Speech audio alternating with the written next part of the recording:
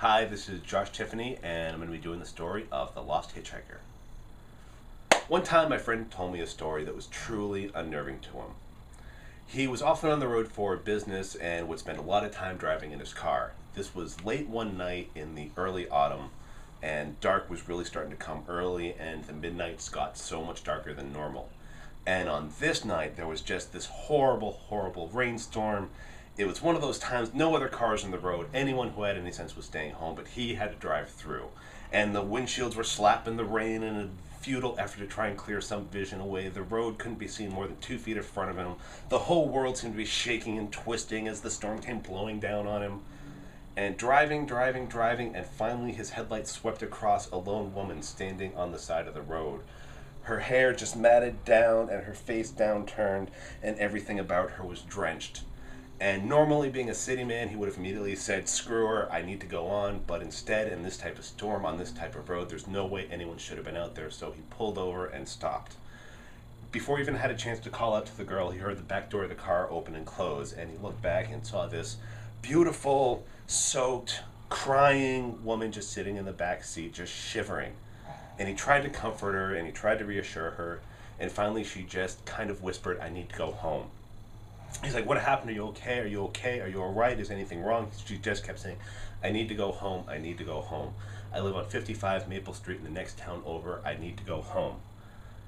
He, realizing he couldn't really do much with the situation, said okay, and then started to drive on. His eyes kept on checking on her in the back as she just kept her head down, and he continued to see the tears falling and falling from her face.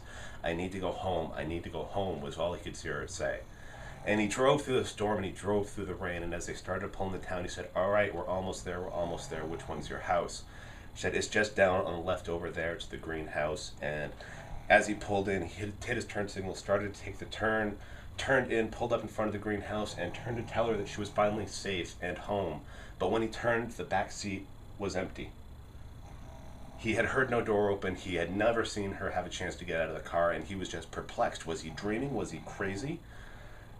And finally, he's sitting in front of this house. He sees the lights on his side, and he goes walking up and knocks on the door, thinking maybe she got out of the car and went in there and she was safe. He had to find out. He felt responsible for her.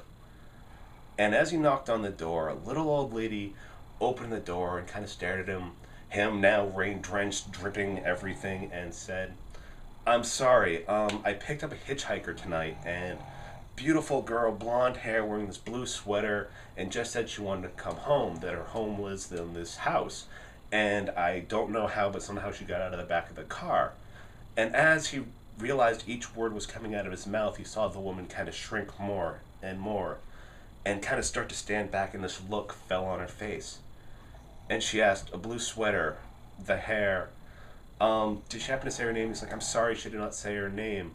But I did notice that she had this pendant," and as soon as he said the word pendant, these tears started to stream down this woman's face.